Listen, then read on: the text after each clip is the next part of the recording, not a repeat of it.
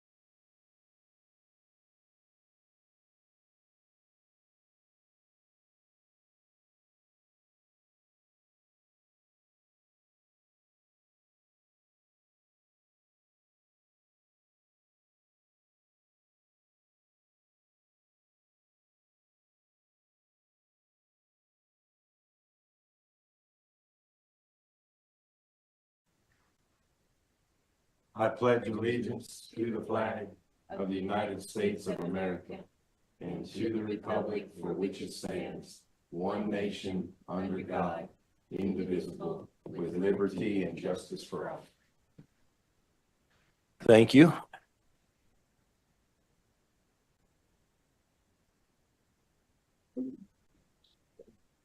Well, Chair will call this meeting Tuesday, December 10th, 2024 to order.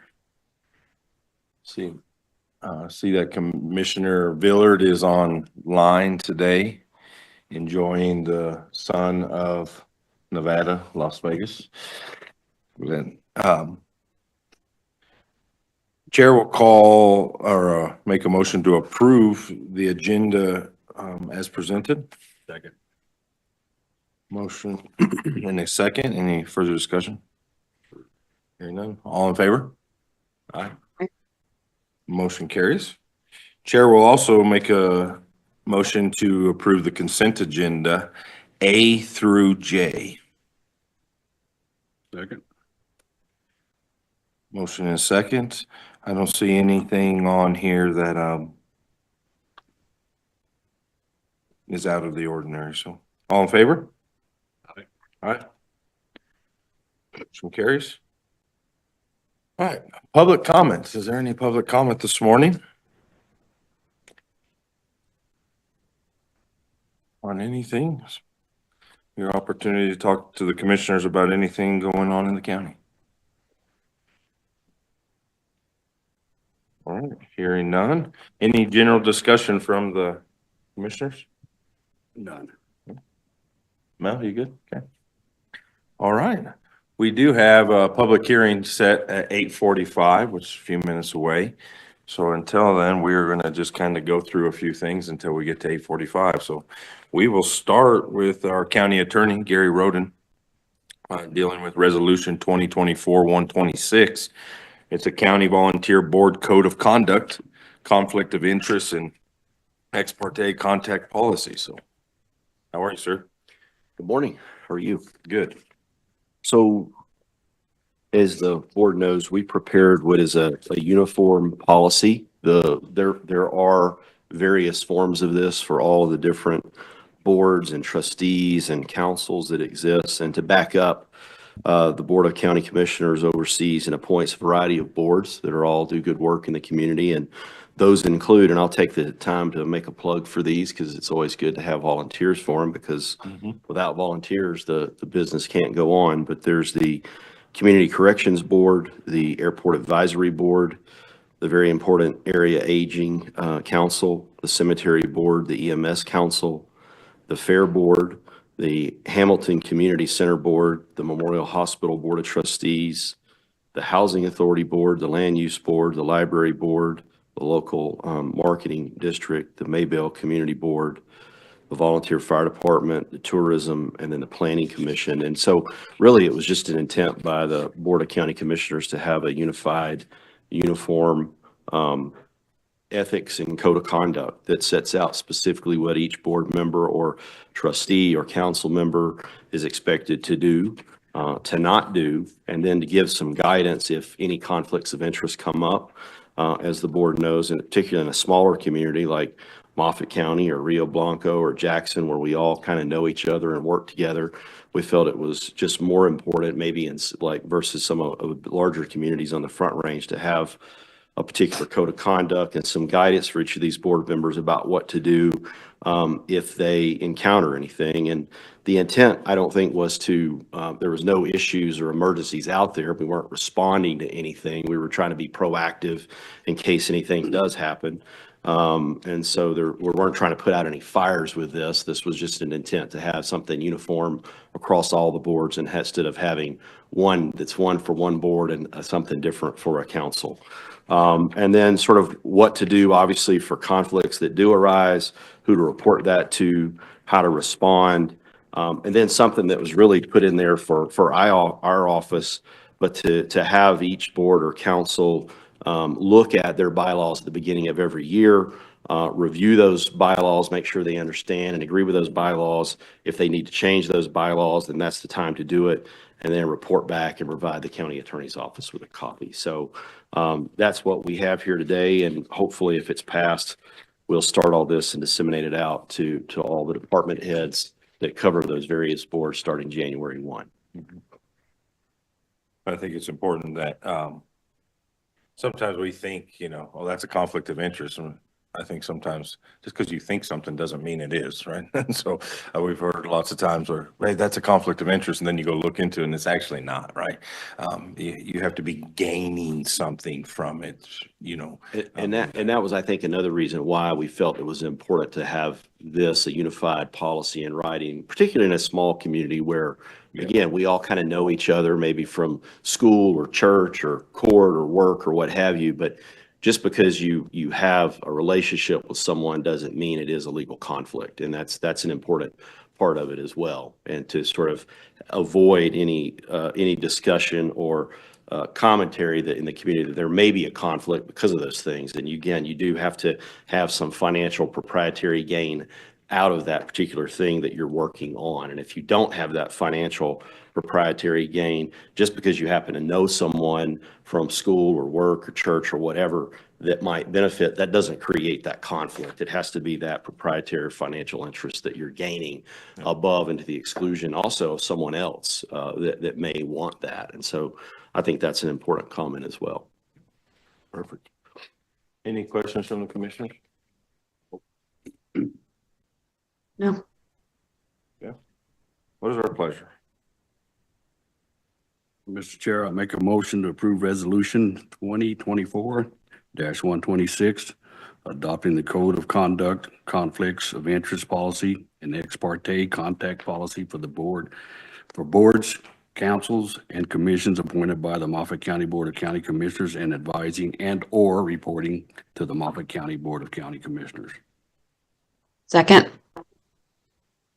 Motion and a second. Any further discussion? Hearing none. All in favor? Aye. Aye. Aye. Motion carries. All right. Jeff, how long you got? How long are you? Minutes. I think Matt Shapiro is called, and Matt. He was on there. I seen him, but I don't see him now. Oh, there he is right there. Oh, Make it 10 to yeah, you have about 8 minutes. We could just wait. That's fine. What about you, Jesse? No, I'm just kind of here to, Leafy Spurge. Yeah, Leafy Spurge. You guys have, how long are you thinking yours is gonna be? it'll be longer than that. Okay, so we'll hold off on that. What about the loan fund? It'll be longer than, yeah, all right. So what we will do is, we're gonna take a 7-minute recess and then we will get started again after the public hearing.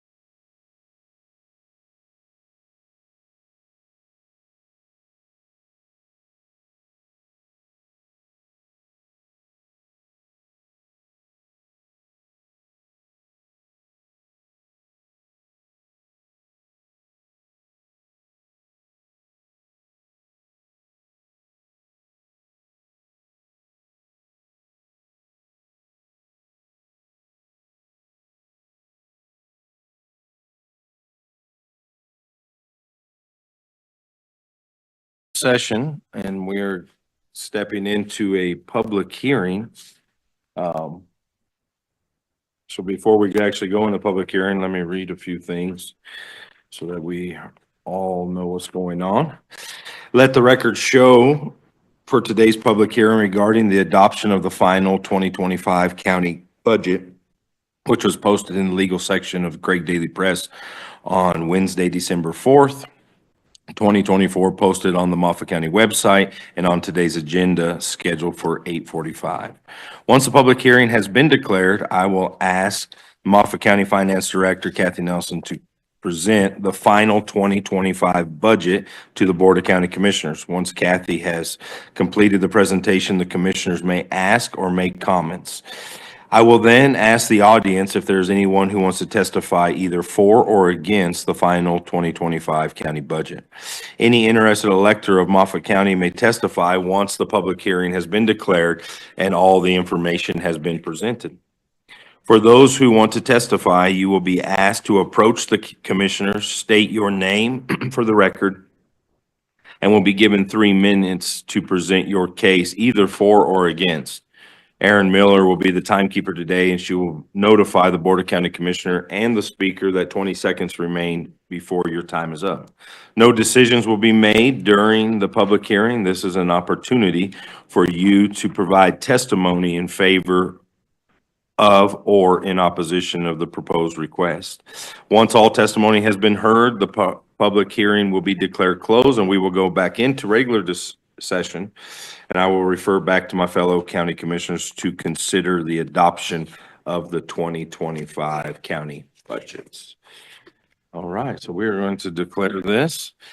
What we will be discussing in this public hearing is 2024-128, the appointment of budget officer to serve as authorized party to certify tax levies pursuant to Colorado Revised Statute 39-1-111. 2024-129, amending resolution 2021-137, distributing of sales tax. 2024-130, resolution to adopt the 2025 budget. 2024-131, resolution to appropriate sums of money, and 2024-132, which is the mill levies. Good morning. Good morning. Okay, so the submitted here is the Moffett County budget for 2025. This budget is created through a compilation of figures submitted by elected officials, department heads, and boards. This budget is balanced as required by Colorado law, CRS 29-1-1032. In addition to the Moffett County budget are the budgets for the component units, which the Moffett County Board of Commissioners either serves as the Board of Directors or appoints the Board of Directors in the entities. The Memorial Hospital is a legally separate organization not operated by the Board of County Commissioners pursuant to CRS 25-3-304.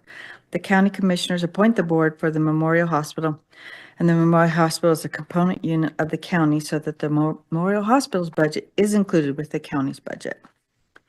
The budget document submitted is a one-year operating plan setting forth the required discretionary expenditures for public service. In order to balance the budgeted expenditures, the fund balance reserves beyond expected revenues are used from previous years. The 2025 Moffett County budget totals $142,729,381, which is $13,372,853, or 10.34% more than the 2024 budget of $129,356,526. The budget is funded with revenue estimates and anticipated fund balances. The Memorial Hospital as an enterprise is the county's largest component unit budget. The 2025 Memorial Hospital budget totals $85,402,794, an increase of 10.55%, or $8,149,022, more than their 2024 budget of $77,253,772. The remaining county budget without the Memorial Hospital component unit is 57,326,586, or 10.03 more than the 2024 budget of 52,102,754. The increase is largely due to capital project expenses and a 3% cost of living COLA allowance. One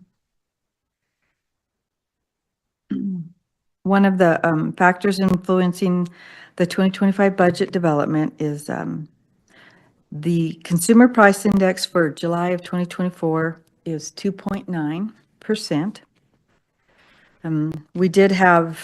We've had some pretty small in the past raises, but we did increase the salary in 2023 from a survey, and then for 2025, we have a 3% COLA.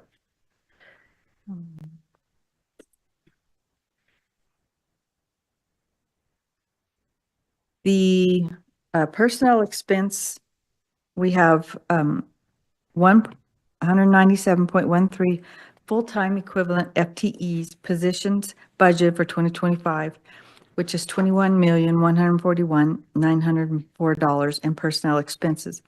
Items budgeted in personnel expenses include salaries and wages for regular and part-time employees, overtime, health insurance, retirement contribution, life insurance, disability, Social Security, and Medicare, insurance costs, and other pay and benefits.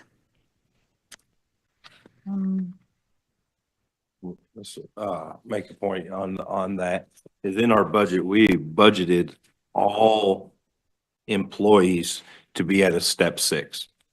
So even though we're at 10% higher than last year, this is the first year I believe we went to Yes. 6. Everybody's at a step 6, so that we're not shocked when all the employees do get to a step 6 and we're used to budgeting way lower. So we budgeted everybody at a step 6, even though we know not everybody's going to be at a step 6, and lots of departments have tons of openings in that. But that's where some of that 10% comes involved in, is that we wanted to budget everybody, all departments at a step 6, so that we're not shocked if we do get there and go, how do we pay for that? We know that it's in the budget now, so.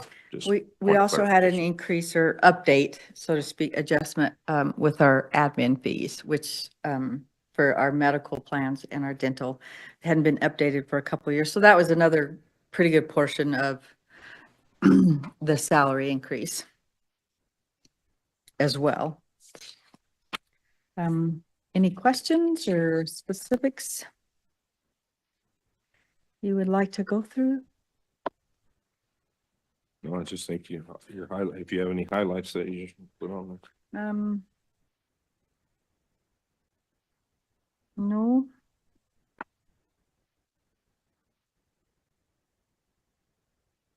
Just the step 6 budgeting for personnel and the COLA raise and. And there's a large capital expense in there. It's about 4 million of a capital expense that was budgeted in. That was not in last year's. And what's that for? That is the LATCF that we did as a budget supplemental last year. This year we included it in the budget, so we did not have to do a budget supplemental. Gotcha.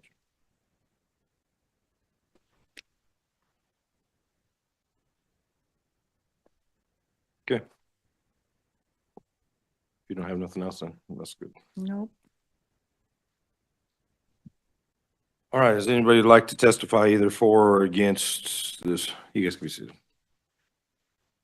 Against the county resolutions or the budget?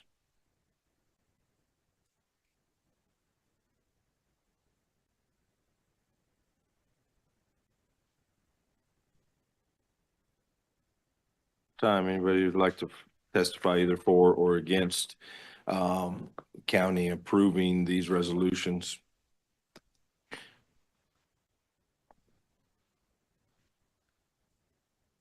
Last time? All right, we're gonna come out of public hearing and go back into regular session.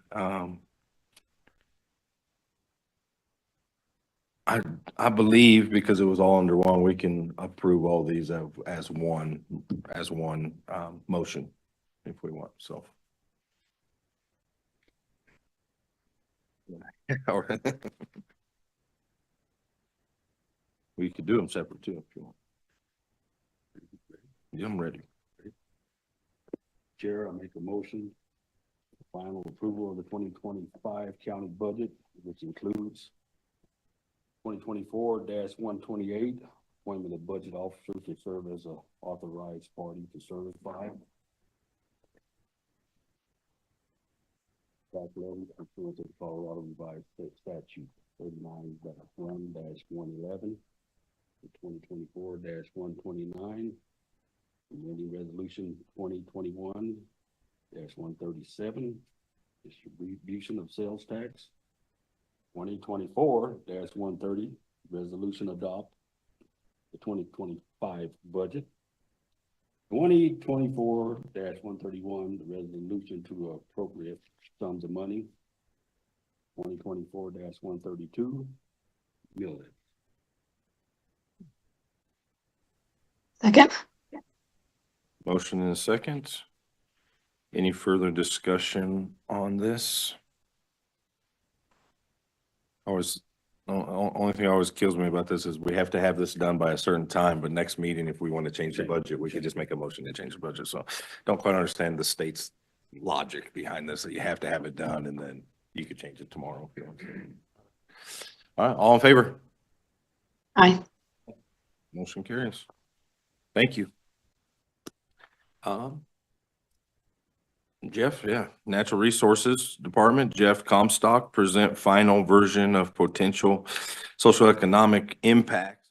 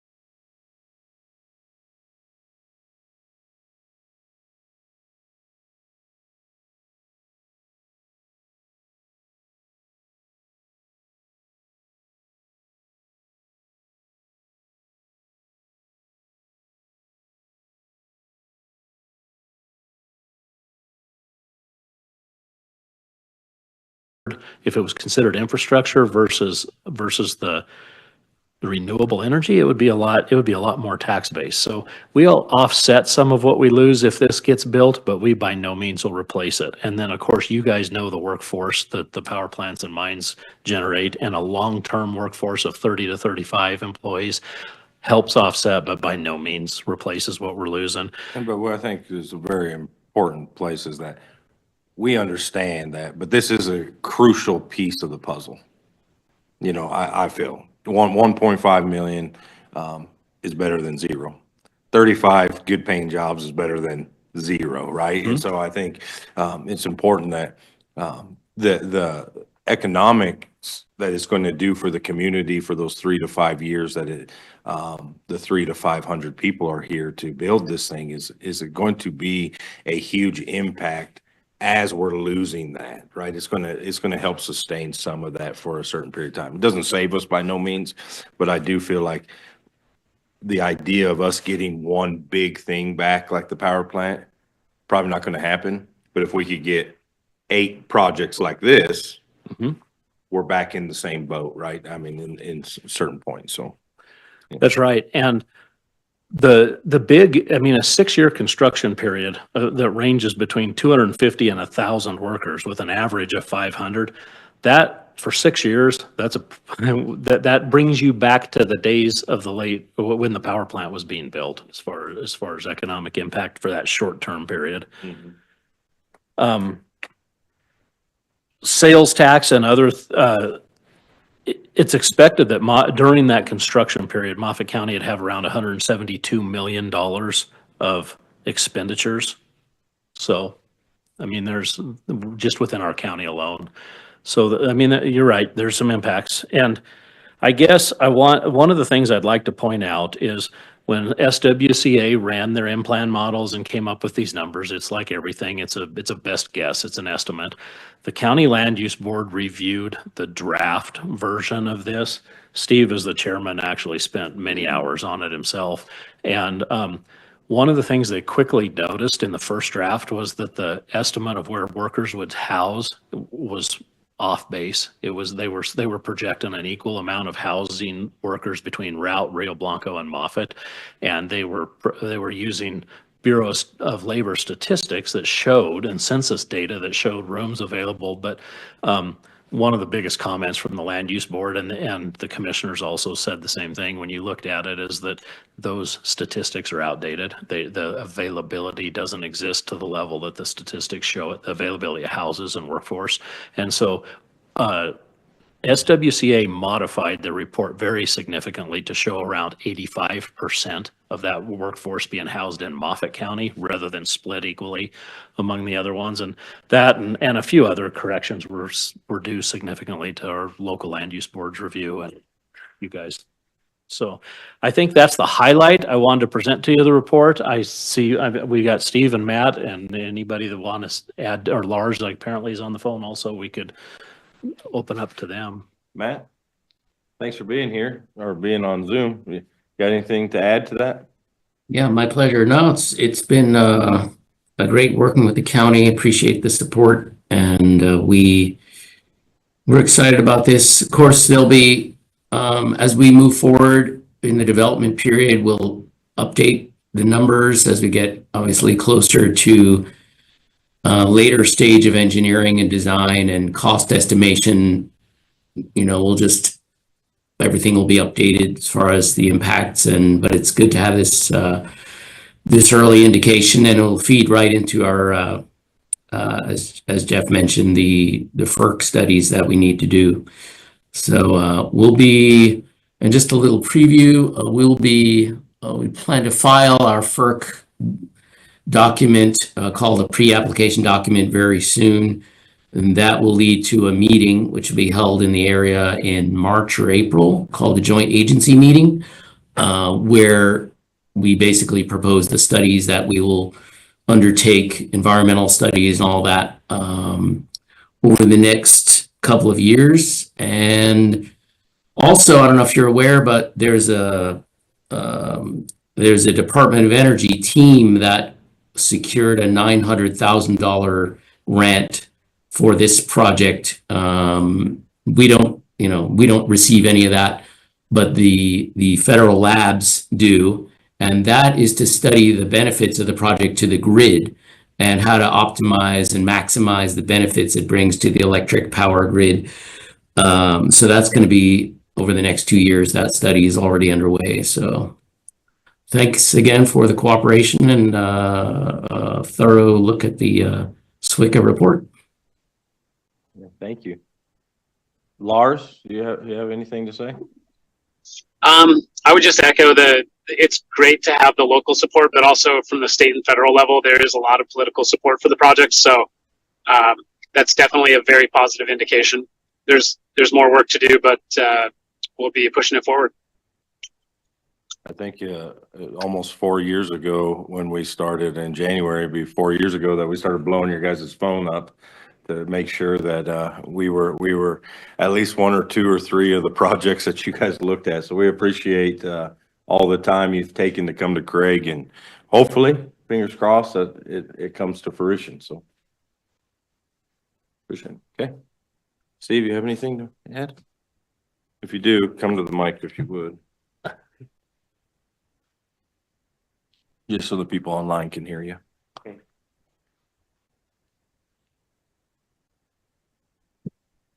This one on? Yep. Yep. Okay, I'm Steve Hinkmeyer, Chairman of the Moffett County Land Use Board. So like Jeff said, we looked at this project.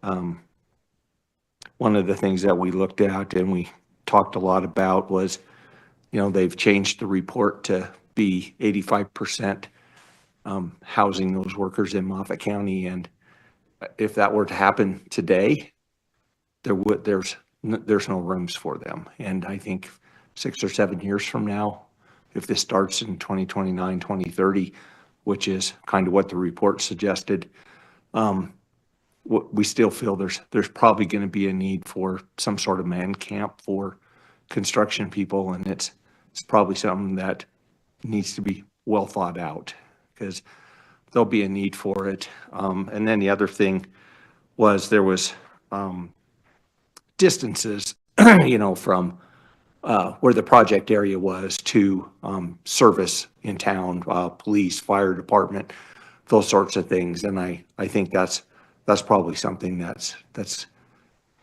needs to be thought out in way more detail with the impact on, the sheriff's office and the fire department and the hospital services and whatever, because that's 500 to 1,000 people that's a lot of people being 7 or 8 miles from town that will have to be serviced by local folks or arrangements made to the construction outfit provide those themselves. So. Yeah, I would think that they do all the coal mines. That's exactly what they do, right? All the coal mines are further than 7 or 8 miles out. They got a couple hundred people on the ground, but they all got their own EMTs and their own, fire brigade guys. Just doesn't maybe solve everything, but it gives them time for our people to get there for sure. I would think this construction company would do the same. But yeah, it's just, those decisions are 5 or 6 years from being made, but it's something to think about because at some point, if this project goes forward, there'll have to be a solution for them. Mm-hmm. Mm-hmm.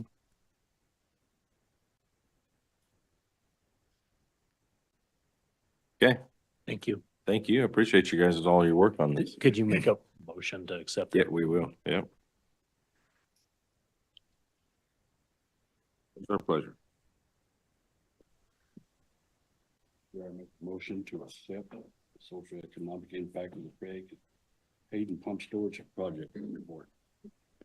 Second. Motion and a second. Any further discussion? Hearing none. All in favor? Aye. Motion carries. Thank you. Appreciate it. All right, on to presentations. First one up on presentation is the Yampa River Leafy Spurge Project. John Husband, Moffett County Weed Pest. I know you also brought Jesse Schroeder and yeah, Tamara.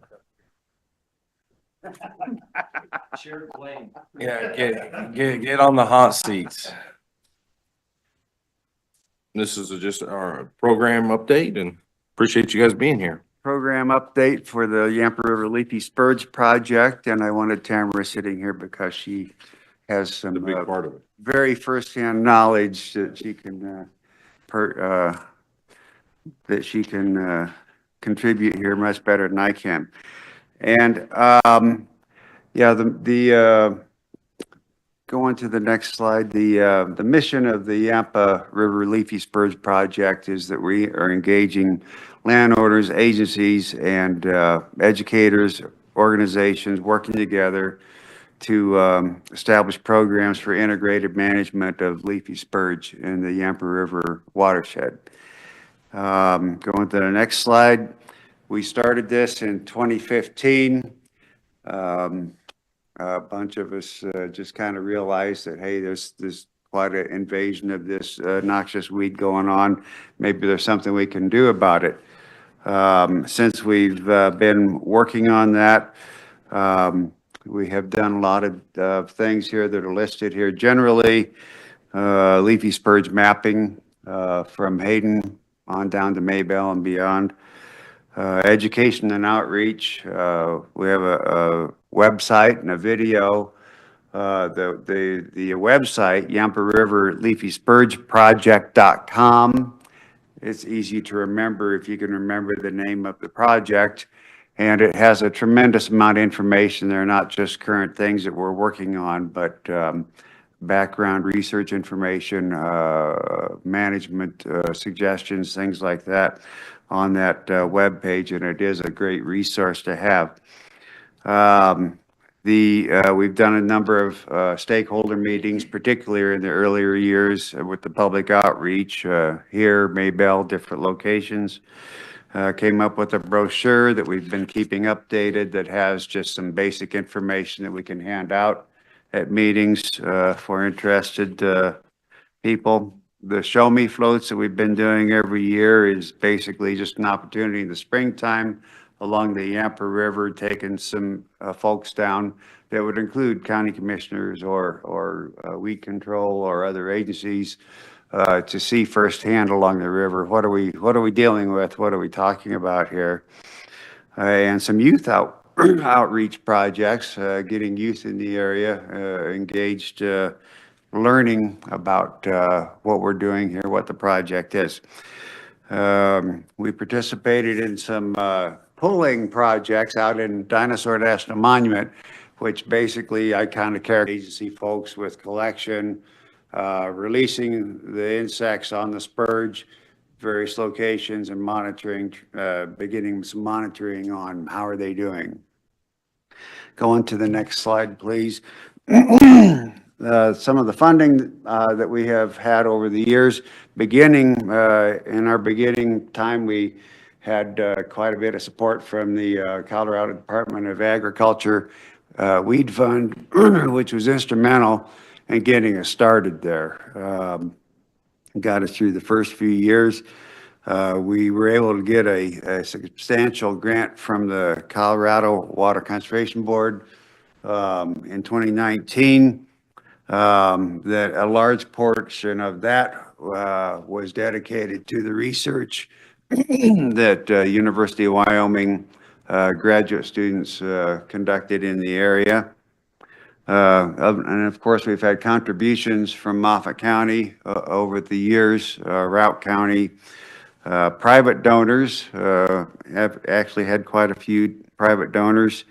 And then, of course, the in-kind services of volunteers like Tamara and others that are here on the Zoom call, and we've used as fiscal agents initially the Colorado First Conservation District, and then in later years we've enrolled the Friends of the Yampa as a fiscal agent to handle funds for us. The next slide, please. And this is just a listing of the partners here involved in the project. Board of County Commissioners for Routt and Moffat County, Weed and Pest Management for both of the counties, respective counties, Parks and Wildlife, Department of Agriculture, BLM, Dinosaur National Monument, Friends of the Yampa, the Yampa River State Park, the Colorado State Land Board, NRCS, Steamboat and Craig, the CSU Extension Service, both Moffett and Routt County, and the Yampatika organization, youth education organization. I'd like to go on to the next slide, and I put this slide in here because if anything gets my attention, this is it.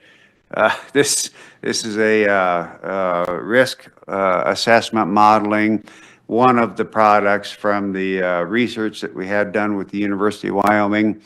And the red and yellow areas on that map are showing the highest risk areas, the red being the highest risk for more invasion of the leafy spurge. And if you look at that big red splotch, I mean, it's the ag land out west of us here around Maybell and all that kind of thing. So that really does get my attention. On to the next slide here, I want to do some introductions. Sitting here with me is Tamara Nauman, who I always say is our scientist on the project. Tamara was previously employed with Dinosaur National Monument as a naturalist or a botanist out there. Ecologist, okay. And I'm not sure who all is on Zoom. I see Ben Bell up there and up in Routt County and Steamboat, and he is one of the instigators of this project. Back in 2015, we were talking about the need for doing this. We have Emily Spencer there from Dinosaur National Monument. I'm really glad that Emily could join us today because she will have more detailed information on some of the information we'll be talking about here.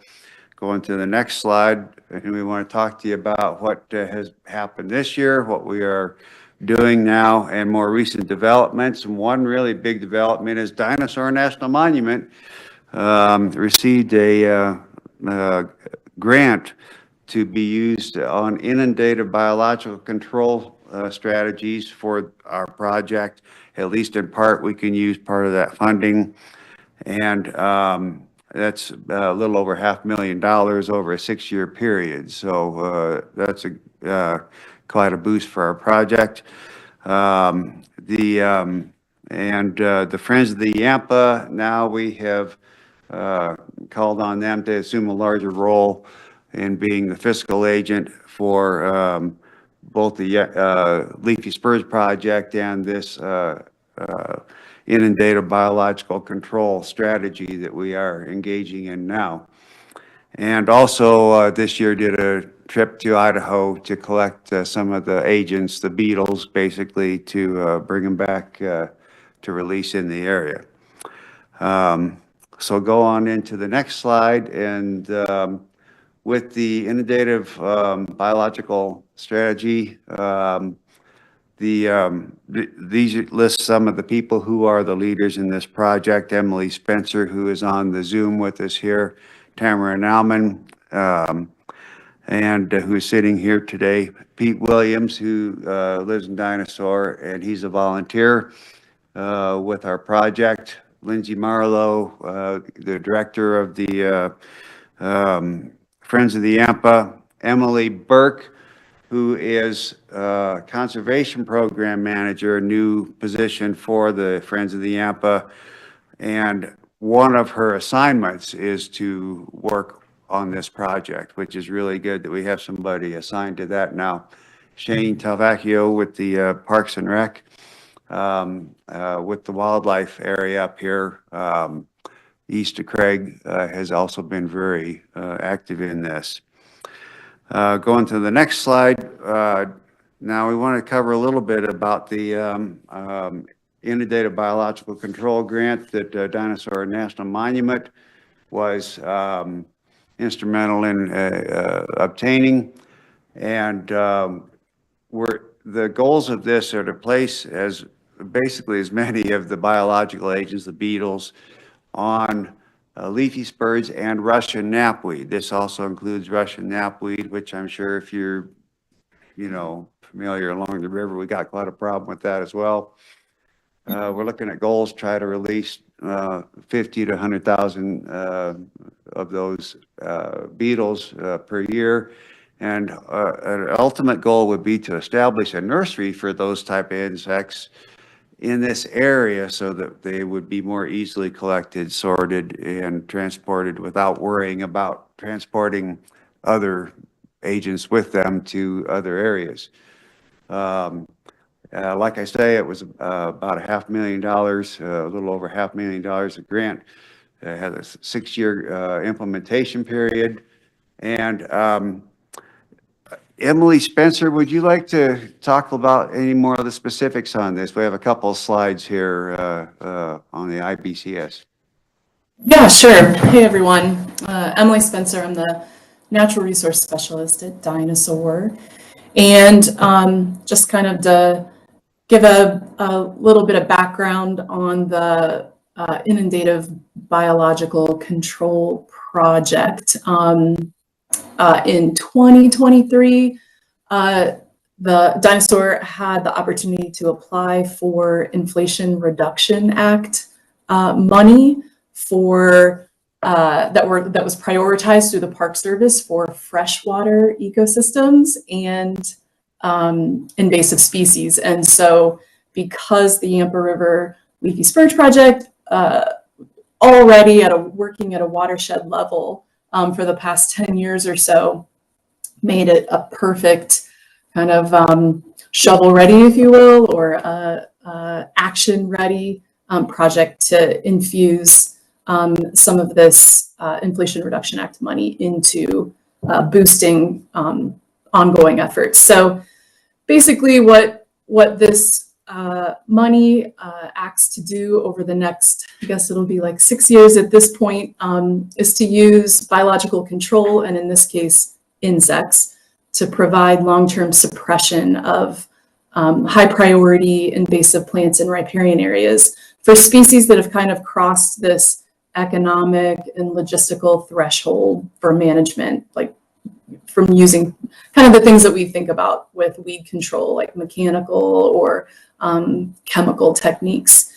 So I want to make sure everybody understands that the resources provided by this project are available to everyone. It's not just in the monument, it's operating at a watershed level. So private landowners, local, state, federal land managers have access to the resources, and in this case, they're insects as well. So today we're mostly talking about leafy spurge in the Yampa River watershed, but like what John mentioned, the larger project includes the Upper Green River in Colorado and Utah, so both upstream and downstream of the monument, and includes Russian knapweed as well. So looking at, I can't really tell what slide we're on, but I think it's the goals slide. I just wanted to highlight that the partners receiving funds, Friends of the Yampa receives a large amount of that money for the direct purchase of insects, whether that's from the Colorado Department of Agriculture Insectary down in Palisade. They're a huge partner in all of this, or other insects from kind of private biocontrol vendors. There's like one up in Montana that we use quite a bit. When you work with things like insects, you kind of never know from year to year where populations are going to be strong to pull from. So we're kind of spreading the eggs, spreading our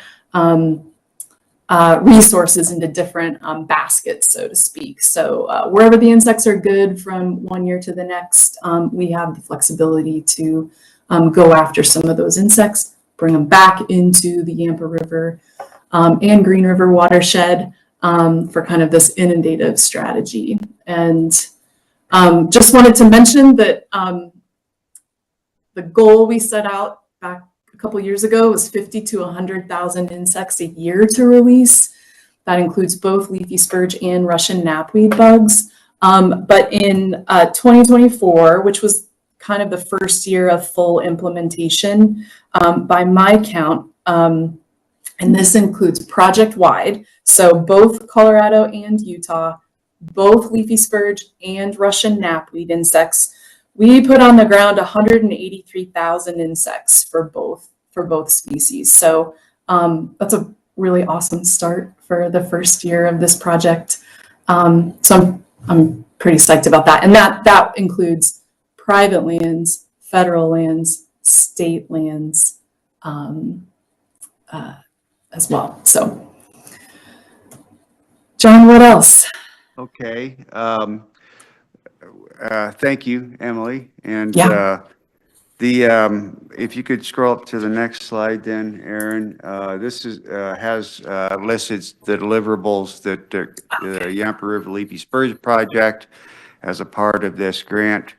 We're responsible for staying after the collection and release distribution of the insects, monitoring the release sites, and keeping the website updated, Yampa River Leafy Spurge Project.com, youth engagement events that we've been holding, communications to the public and the media, the Show Me floats, other public orientation, public meetings that might be associated with the project, and updates with in coordination with elected officials, such as what we're doing today. So we are expected to deliver that as part of that grant. On to the next slide. I did mention that Friends of the Yampa has assumed a larger role with the grant money coming in for the IBCS, and they have actually added a new position, which Emily Burke is now hired as the Conservation Program Manager with Friends of the Yampa, Communication, Organization, Administration for the Yampa River Leafy Spurge Project, and accounting for the funding for the project here. Emily Burke could not be with us today. I wish she could have been here because you will be hearing more from her as the larger role that they have in this, that the Friends of the Yampa has in this project. Let's see, we'll go on next to the beetle collection trip that was done this year, going up to Ashton, Idaho, and there is Idaho is having quite a bit of success and using inundated biological control strategy with the beetles to knock back some leafy spurge. And I'm going to let Tamara talk about some of that because she actually was there. Idaho's been involved in biocontrol of leafy spurge for over 3 decades now, and so they have very well established populations of beetles on spurge throughout southeast Idaho, at least, which is where we've been traveling to, and we coordinate there with the BLM. And they provide a lot of assistance to us when we go up there, in the person of Kim Rogotsky, who is an entomologist with a lot of experience. And she identifies places where there are lots of beetles available in any given year, and she does all the coordination with landowners to provide access to us, and just generally helps us be productive during the brief time that we are there. This year, Emily Spencer recruited a bunch of volunteers. We had about 14 people, I think, including Park Service staff and volunteers for that project. We were there for 2.5 days, I think, and collected, sorted, and packaged up about 190-something thousand insects that came back. Most of them came here to the Yampa Valley. About 10,000 went to the Front Range to provide some new genetic diversity to the beetle populations over there that the Department of Agriculture and Insectary works with.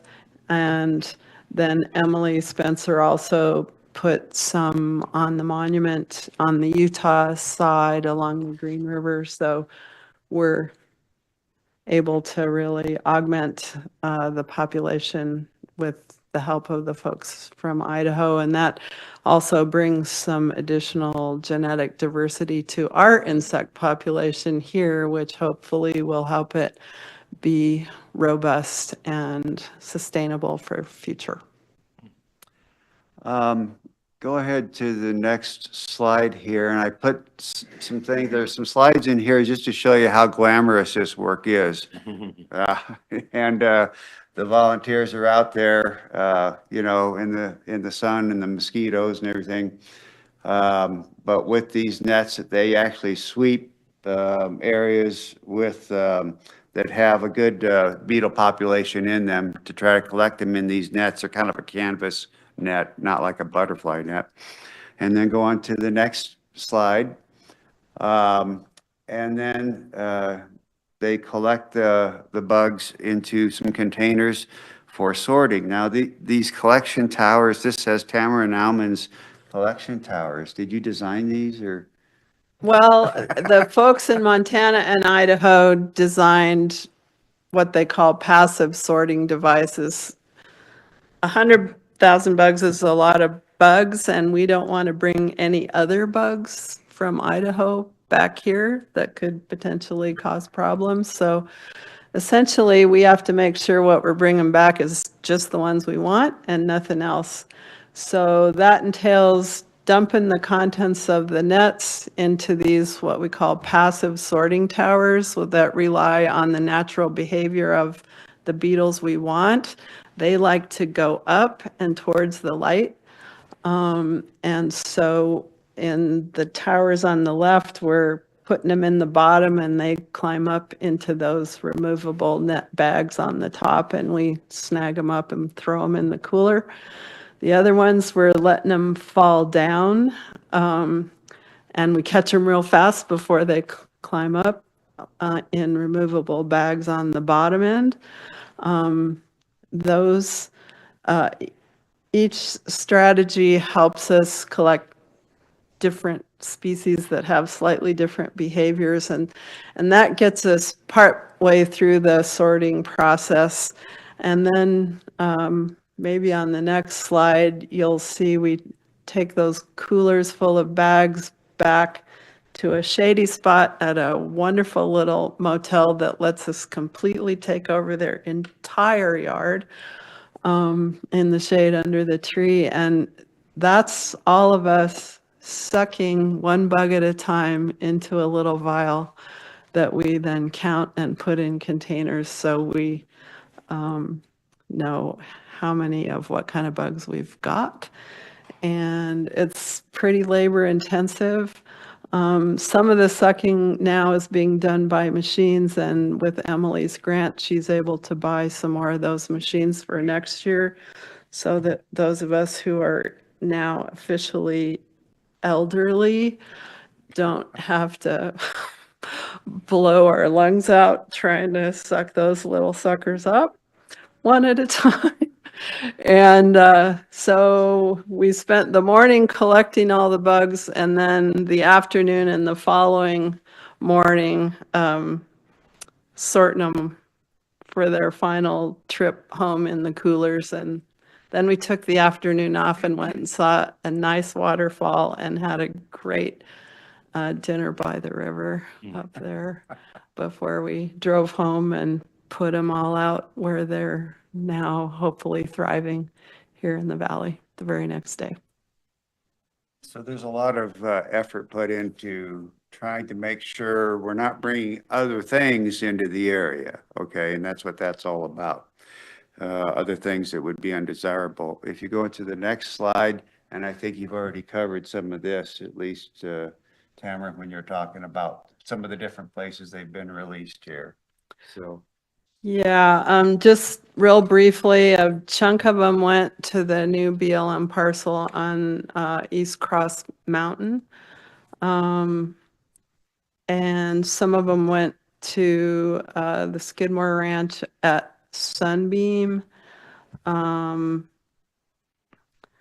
Pete Williams and I brought almost 40,000 back and jumped on the river and put them out in Little Yampa Canyon here in Moffett County. When we got back, 10,000 went to the Front Range. Emily kept 7,000 for the lower end of Dinosaur Monument. And then we did get some other beetles from Colorado Department of Agriculture and from a private vendor in Montana, and those were put out locally here on the state wildlife area, on the J Quarter Circle Ranch, right on the county boundary. And Emily also put a number of them on the Yampa River at the confluence in the middle of Dinosaur. And again, Shane Talbacchio at the State Wildlife Area has been super helpful. I'm old enough now that it's hard for me to walk around in the riparian habitat very fast and very far. So Shane drives me around in his UTV and gets me where I need to go. And he's been super engaged and super helpful, great partner. Okay. Next slide just talks about some of the things that we're planning to do in 2025. Continuing to purchase or collect large number of beetles for distribution in the area. Planning a trip up to Ashton, Wyoming again. Work with the interested parties in this area as far as where we might be able to place those beetles. And monitoring some of the past release sites, either from our more current efforts or some from actually a long time ago. We're finding some beetles from some smaller introductions from 20 years ago. And we are finding that they are establishing themselves here, and we will try to get an idea of how effective they're being. I mean, you can see some results. Stunted plants, they aren't producing seed. How are we gonna really quantify that? I'm not sure, you know, other than it would be a lot worse if we didn't have them, you know. So the bugs are doing some good work for us, and continue our outreach efforts, which of course you'll get invites like for our Show Me Float, which we'll get you on one of these days, one of these years. One of those years, yeah. So, is anybody else with the project want to chime in anything before we're kind of closing out with a few last slides here? I'll just say that also planning for 2025, so the Ashton, Idaho trip, and then also hoping to expand some more volunteer opportunities to go get insects, like going down to Delta, Colorado with the Palisade Insectary to collect some galls, for the Russian knapweed insects, and then also potentially going over to the Front Range of Colorado in June to help the insectary collect spurge insects over there. Those are some of the earlier collections.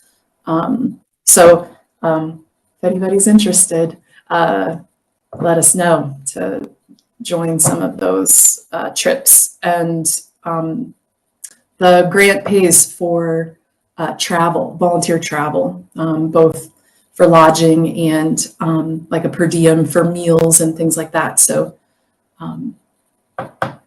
yeah, just let us know. John, this is Yeah. Ben. I'd like to just thank you for putting this together today, and I also like to thank the Moffett County Commissioners for their support from 2015 till today. Without their support, we couldn't be doing this. So thanks. Okay, and this is just a rundown of through the years. Moffett County has been a consistent contributor to the project. Those first couple of years there was when we had the some matching grant money that we had to do. So Moffett and Route put a little more in both, and been very consistent partners for us, and we appreciate that. And the next slide is thank you. And do you have any questions for us? Okay. You have any questions? No. Yeah. Mel, do you have any questions? I do not. Thank you. And the next slide just shows, that's art going up just a little bit more to the bottom of there. And that's our website, okay? Just to reinforce that idea, the Emperor of Levy Spurge Project.com. There is an interactive map on there that's informative and helpful. And I'll just add one highlight from the last year. Some of you may have seen the article that appeared in the paper in the late summer, and that generated an inquiry from a private landowner just north of Hayden who wondered if we could come out and look at spurge on that ranch, which is not right on the river, but it's near the river north of town. And I went over there, they toured me around, and there were insects, the biocontrol insects in every single patch they took me to. And I knew from my research on legacy releases over the last 3 decades that there had been some releases in that area about a decade ago. Nothing else done since then. So those insects have been surviving there for over a decade now. And the only places where the patches are dense and flowering are where there's also a substantial population of ants. And then radiating out from there is stunted, damaged, barely flowering spurge, and it's not getting into any of their hay fields. So we're learning new things about how these insects behave in the spurge populations over time. And I was very encouraged by what I saw there because it's exactly what you would want to see. So in some ways, the ants, which are incompatible with the biocontrol insects because the ants kind of protect the plants from other insects. Those seem to be the areas that keep enough spurge in the system to provide food for the insects that we also want to keep in the system. So it's disconcerting to see a patch of bright yellow leafy spurge out there in the middle of nowhere. But if there's biocontrol insects and ants on those plants, then that's what we want. And that's what will make the project sustainable over time. So I'm quite encouraged by what we learn each year. Okay, Jesse, you haven't said anything. Would you like to chime in here? I guess I would add, it's nice having a group that, especially on an infestation of this type of a persistent species on this scale, to have somebody else like willing to do this amount of work when it's prime time for us, being my program specifically. You know, we've got 15 other species and a mob of crickets, and this is, and like, while you guys are doing all this, this is crunch time for us on everything else. So it's hugely helpful in having somebody tackling it from a different angle. You know, the integrated strategy is the only thing that's gonna put a dent in it. And so it's good to hit it from some different angles, and certainly nice to have some help with it. So thank you. Thanks. Well, thank you, man. That was some great. Thank you very Appreciate much. all the work you guys are doing. Yep. Appreciate it. All right, one last presentation today. Northwest Loan Fund. Program update and community development block grant application. Good morning. Good morning. How are we today? Very good, thank you.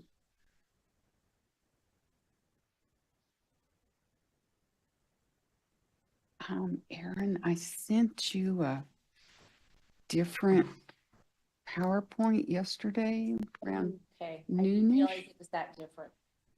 Yeah, it'll show up quite a bit better on the big screen if Well, I can't. you can't do that get it. right now. Okay, all right. We'll go with this.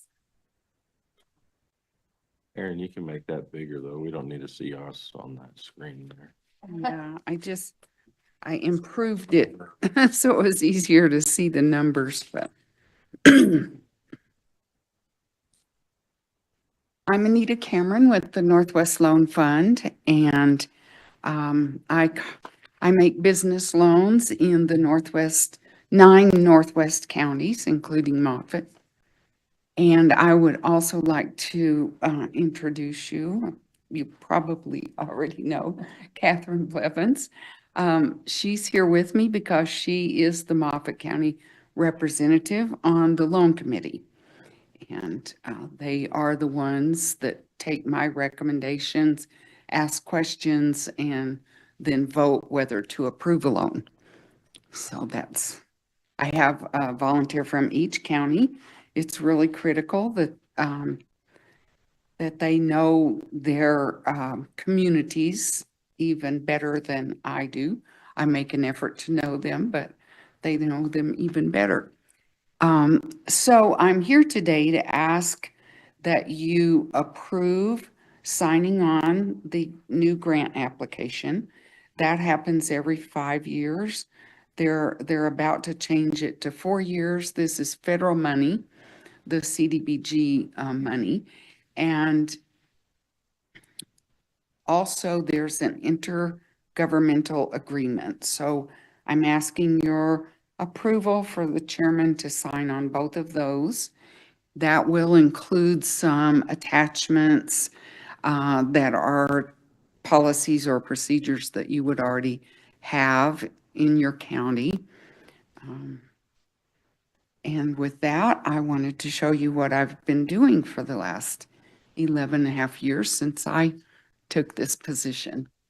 So first of all, we have the number of loans made each year.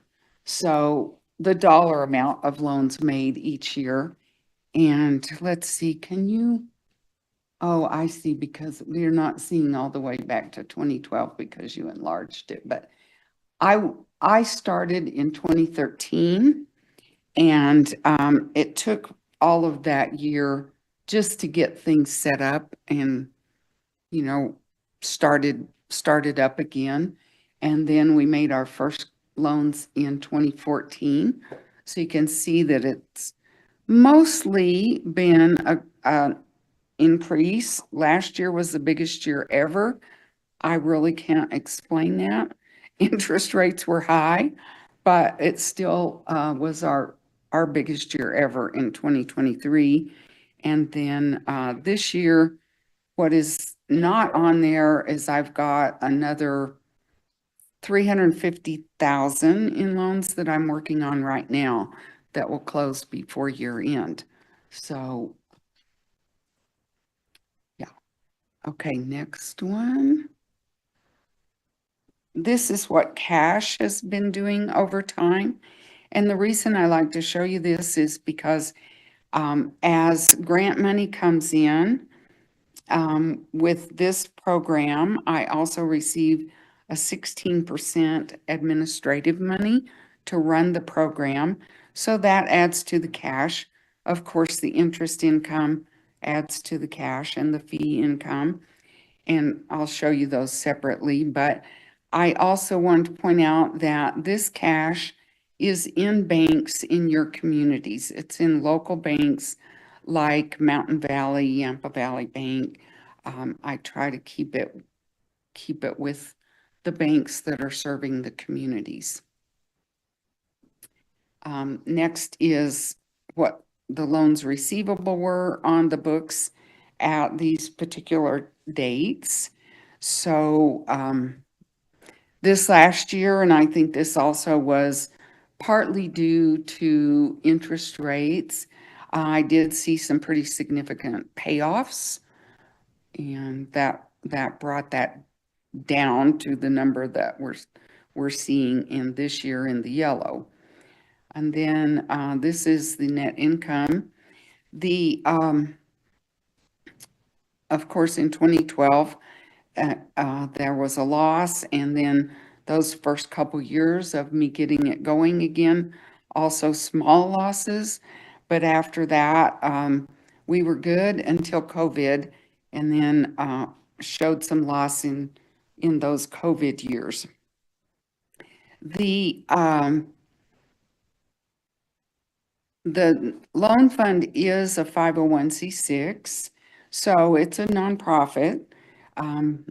We're not, we don't try hard to make a profit. We try hard to serve the communities and the businesses and create jobs in the communities. But that's what it's been looking like. Then grants received, and this is the grant that I'm asking you to sign on. So I believe I've been before you 3 other times. I don't actually know any of the 3 of you, but I have been here before Moffett Commissioners 3 other times for these grants. And this is the grant money that the loan fund has received over time. So you might notice on the application, it says I'm applying for 500,000 in benefits to the businesses, and the other 80 is the administrative funds to run the program. What happens is when I use that money, then I just go ask for more within that time frame that they give me. So it's easy to ask for an amendment for more money. Oh, I already was on that page. And then this is the admin portion of the funding that comes with that grant. I might add that I do have other monies to work with. I have some state monies, and then as loans pay off and that becomes cash, that's what we call revolved funds. So you might have heard of the funds being called the revolving loan fund. That's how it got that name, but now we're trying to always call it the business loan fund to just make it more clear. But I do have revolving funds to work with when something's not a fit for this grant money. Next one, loan fee income. The maximum fee that I can charge and keep in the program is 2%. Occasionally, and you would see it on the website that I might say 3%, that money is always passed on to someone else, that they're providing some kind of support to that loan, and I pay them that 1% for their support.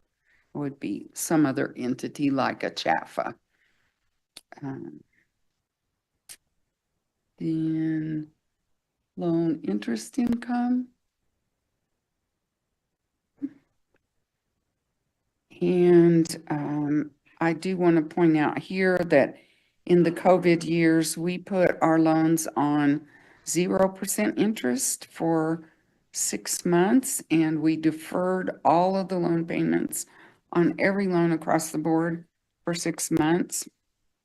Then as the businesses got their PPP or their idle money and they were back on good footing, they came off of those deferrals and started paying interest again. But some of them needed an additional 6 months, and that's why the interest income is lower during those 2 years. Jobs created over time. The primary purpose of this CDBG money is to create jobs. Of course, during COVID, that got very difficult. So they came out with some COVID funds that the criteria was not as strict. And I'm still looking for anyone that's been affected by COVID or still working on their resiliency plan, anything like that, because there is still some of that COVID money available if anyone is the right fit for it. But here, on the jobs, I want to point out that in 2019, that big spike is because we financed a commercial laundry, the acquisition of a commercial laundry in Hayden. And today they employ 99 people. A lot of those people, I believe, come from Craig. They're happy not to be driving to Steamboat. And it's been a great business. Serves the Steamboat community, both lodging and restaurants. So indirect expense, that is basically the way I think of it. That's what I pay to belong or to have the benefits of the Northwest Colorado Council of Governments, because I need a sponsor, and they provide accounting and payroll, some office services, and the audit, which is very important. I have an annual audit. So the Council of Governments is the one that I come under for those services, and that's basically what I pay to them for those services. And then last, but certainly not least, is funds written off.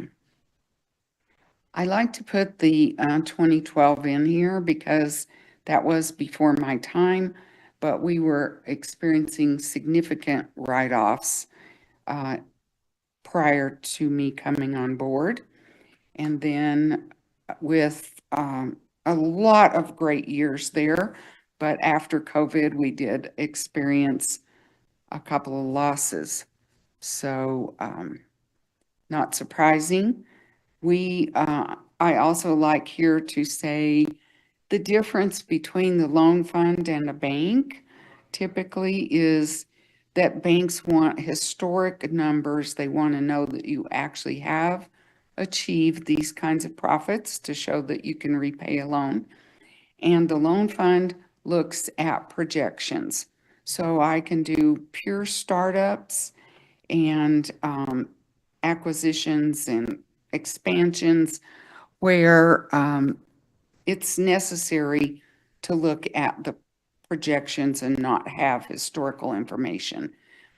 Another thing I like to say about banks, Catherine's probably never heard me say this, but I used to be a banker, and they need to protect depositors' money.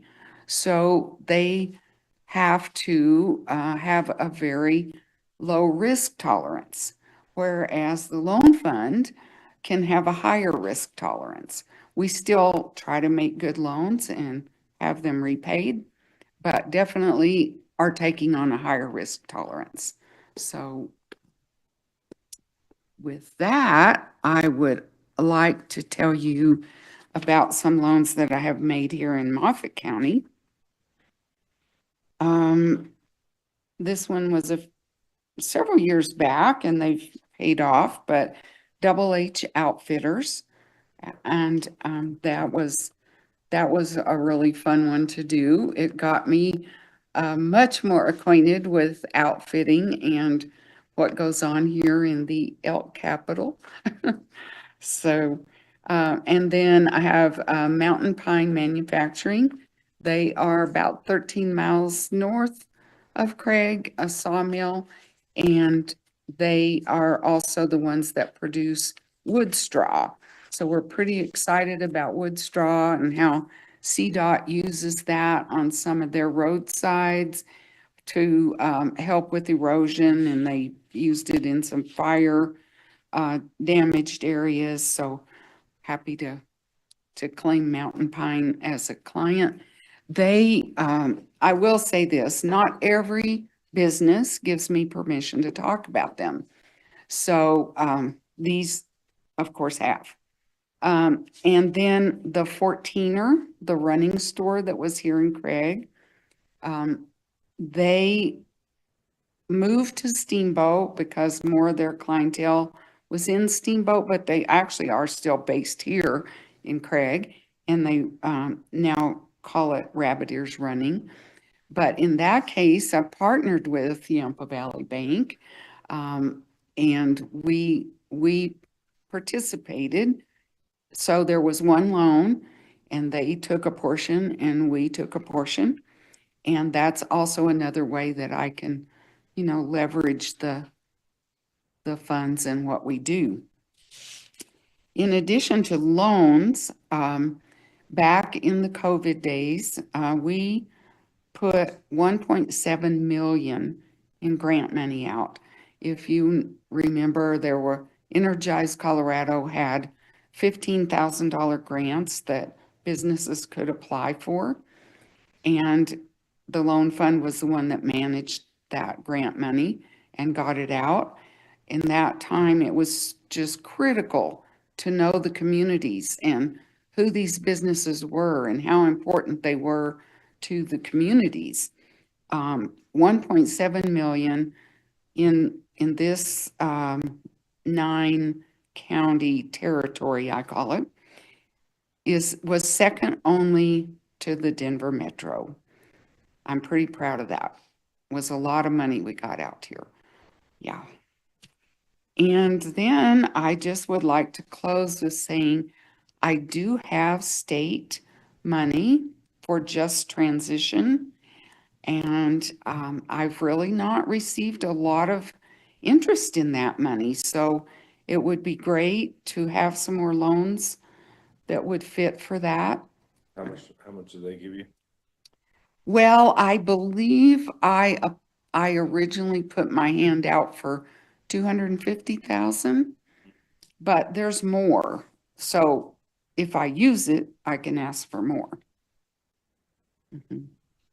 And it doesn't have to be exactly like, oh, I'm starting this business because I know my job's going to end. It can be just something in the county that is affected, or related to the fact that that's happening. So I guess I'll open it for questions. I could comment really quickly. Yeah.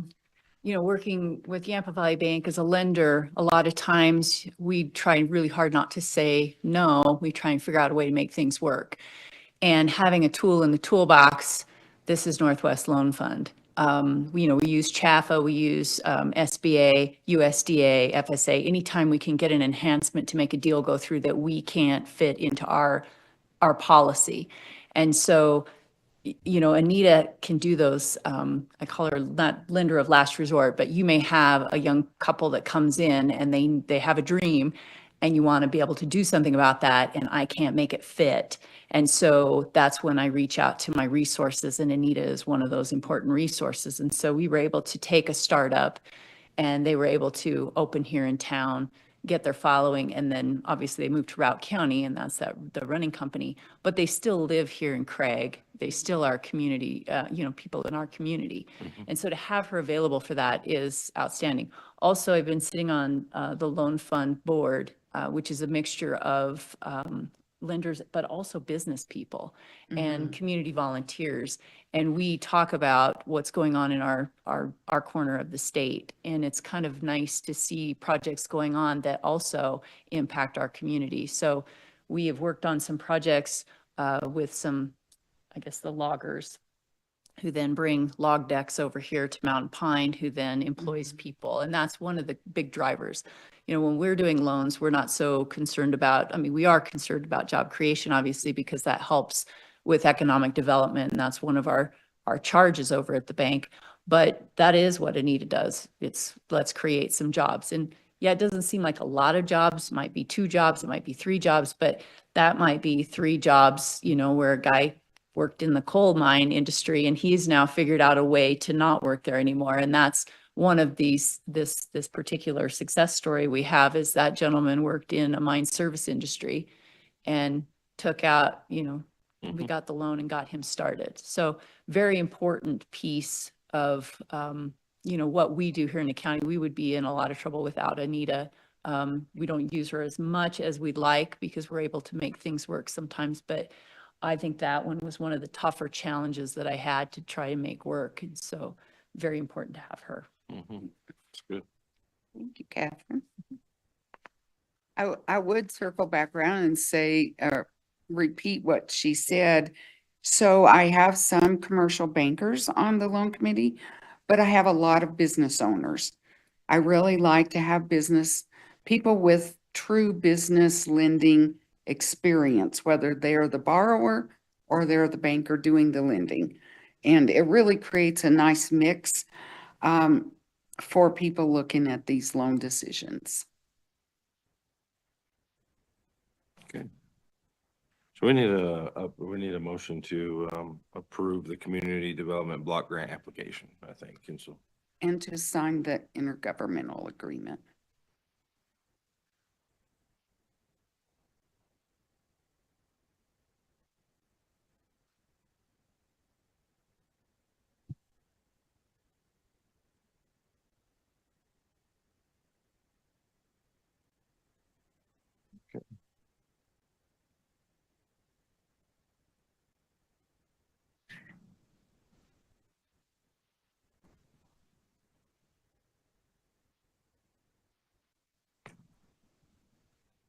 I'm ready, sir. Give her a shot here. Yeah, I think you can lump them both into once if you want. All right, I'll make a motion to approve I guess we want to just with the chair to sign. Yeah. Okay, make a motion to approve the chair to sign the community development block grant application along with the signing of the intergovernment agreement. Second. Motion and second. Any further discussion? Hearing none. All right. All in favor? All right. Aye. Motion carries. Thank you. Thank you. for coming. Thank you for your time. Thank you, yes. Yeah, I brought brochures for you. Okay. Thank you. Means it's time to do another brochure. Mhm. Thanks. Yep. So much. All right. This You have a good afternoon. comes to the end of our meeting. Mel, don't spend too much money or you're gonna need a loan. I'll be calling you to transfer. Well, you be calling Catherine to transfer. Get with it right now, I'll just bring it. Yeah. All right, we're done. This meeting. Thank you. Anita, as soon as they get that signed off on, I will scan it in and email it to you.